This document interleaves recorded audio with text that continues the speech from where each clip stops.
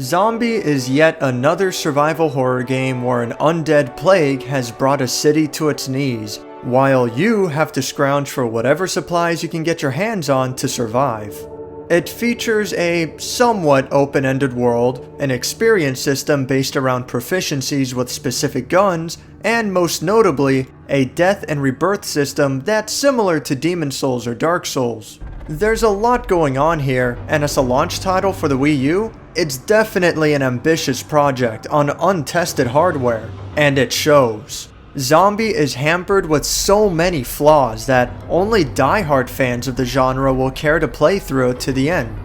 The story revolves around a 400-year-old prophecy by historical figure John Dee, who predicted an unstoppable zombie apocalypse which has come true. The alchemy of wealth from air will bring a second blight upon mankind. This fog of death will cloak the land, and those men who are not prepared will succumb to its foul clutches. A mysterious man known only as the Prepper recruits survivors to scavenge supplies and bolster his safe house in return for safety. Over here. Come down into the station. Yes, you. I've got eyes on you. Follow my voice. In the tube. Some cliché, insane characters show up now and then, but they don't have a lasting impact or serve a meaningful purpose to the story.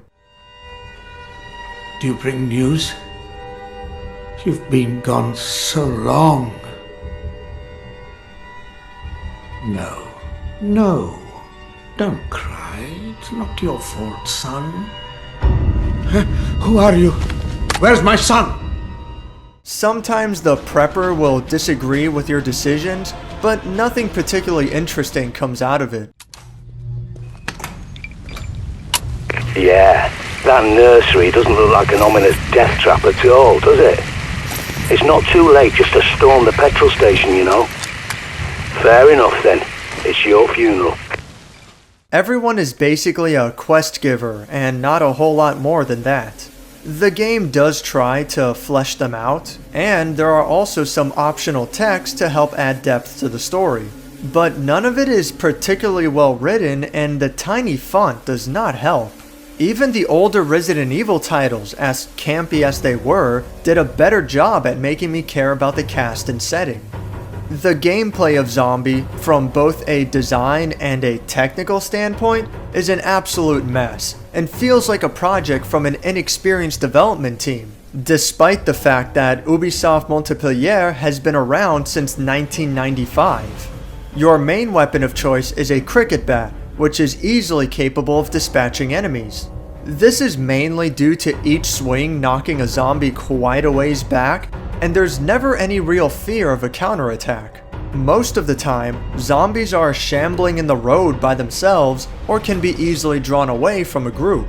Even though enemy attacks are quite powerful, they're also slow and predictable enough that there's never any real danger. Later on, different melee weapons are offered, but their utility is questionable. I didn't find either the shovel nor the spiked baseball bat to be that much more powerful, and the cricket bat can never be dropped, which is extremely unusual, so using up an inventory space for another melee weapon is a little bit trivial. Firearms are, of course, another option, and they can be leveled up through continuous use. That being said, I can't say I noticed any difference upon leveling up, and I wouldn't be surprised if the increases are so minor as to be negligible.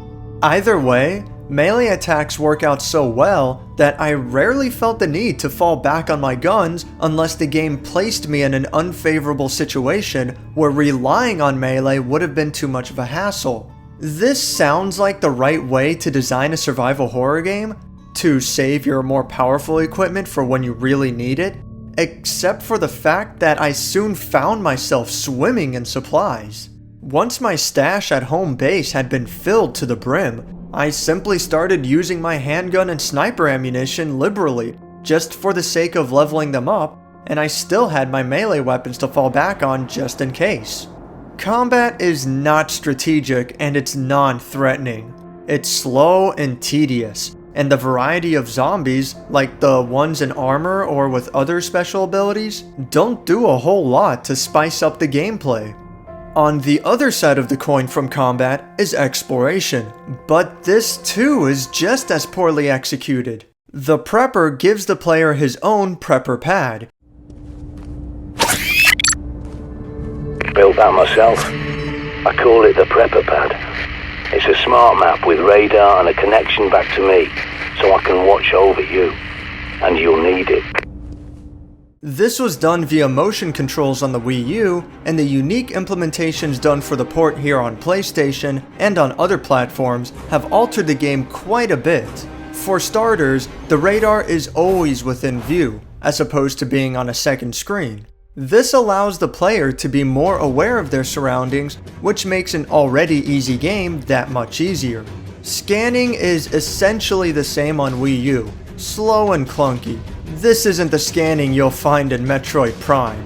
You can't move while scanning, and pulling out the scanner comes with a second of animation. It doesn't sound long, but for the amount of times you'll need to scan the environment, this gets old real fast.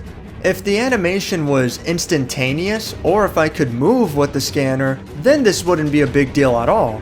But it's yet another stupid decision that bogs down the game.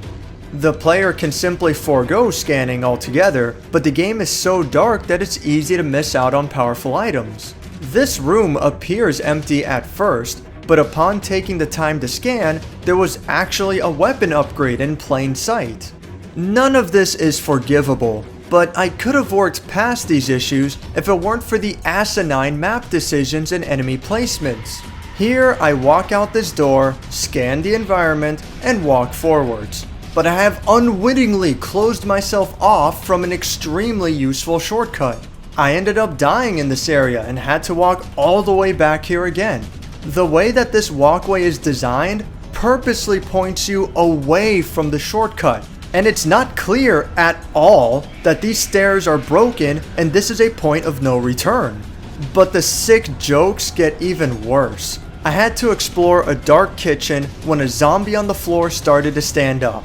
I instinctively attacked it, but this zombie just happened to have scuba gear on, which causes a massive explosion and instant death upon receiving any damage. This room is extremely dark, as is the majority of the game, and your focus is almost always straight ahead of you. It's very easy to miss out on details in your peripheral vision. If I took the time and carefully observed my surroundings, then I could have easily made it through this area without a scratch. But I've already been doing that for the entire length of the game, and it's pissing me off because the vast majority of the time, there's not really anything to be wary of. And the fact that now, this, all of a sudden, counts as an instant death and forces me to backtrack all the way back here again is just idiotic. Oh, but I'm sure Ubisoft wouldn't pull something like that again.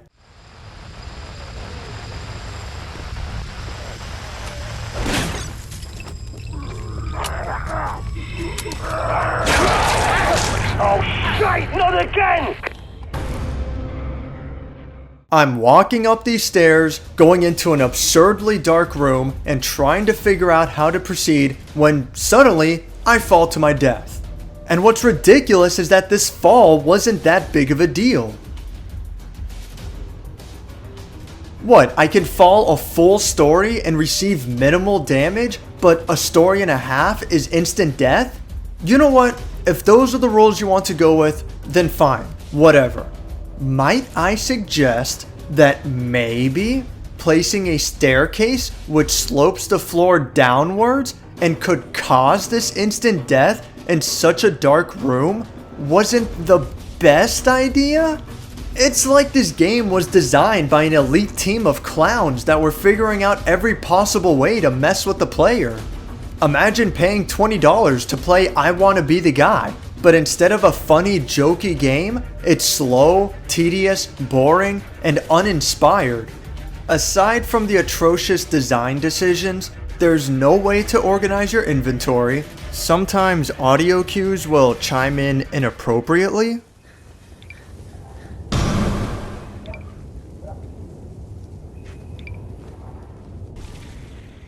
You have to keep the left stick clicked in order to sprint. You have to constantly press the triangle button to refresh the radar until an upgrade is unlocked later. On certain character models, the t-shirt will clip through the first-person camera. There's a letter on the floor that I can read, but it plays like a physical audio log. If I walk away, then the voice dissipates. You seem dead set on a scorched earth reading of the BP, whereas the others see it more as a warning. Not stand by and watch as it happens. What's supposed to be going on? Is this piece of paper talking to me? The last meeting. But I hope you can see that we're just advocating a better safe than sorry approach. The only feature that works is the way that dying and continuing functions. Upon death, you restart as another survivor with limited equipment and all of your skills back to level 1.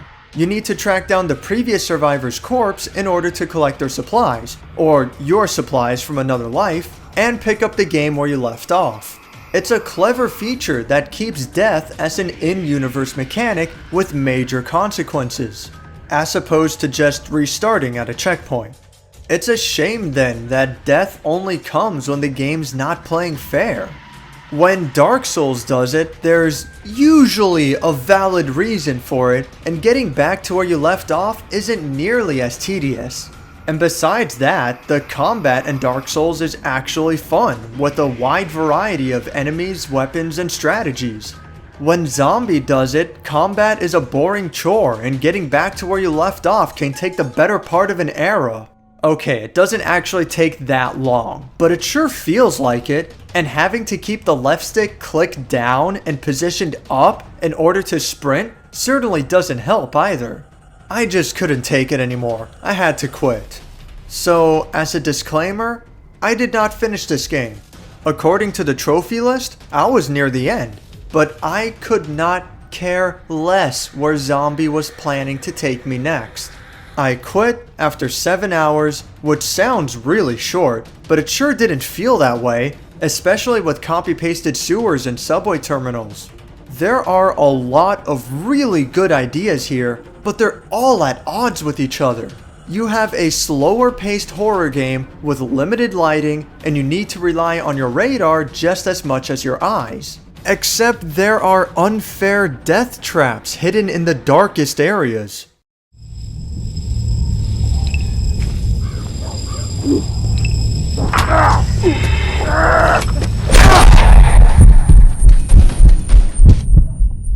Enemies have powerful attacks, but are hardly a real threat because ammunition is plentiful and their AI is worthless.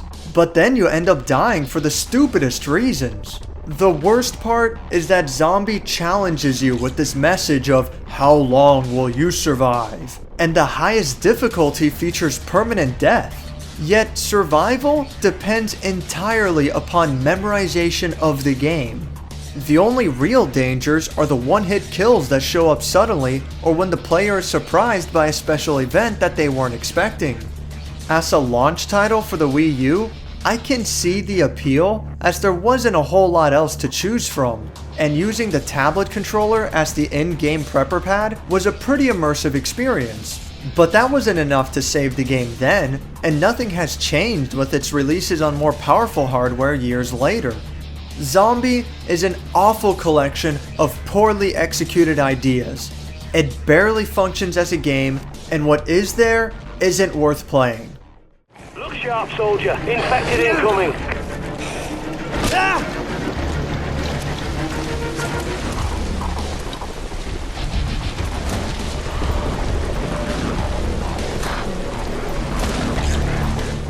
Thank you for watching my review of Zombi. If you enjoyed this video, click the like button, and if you'd like to see more, subscribe.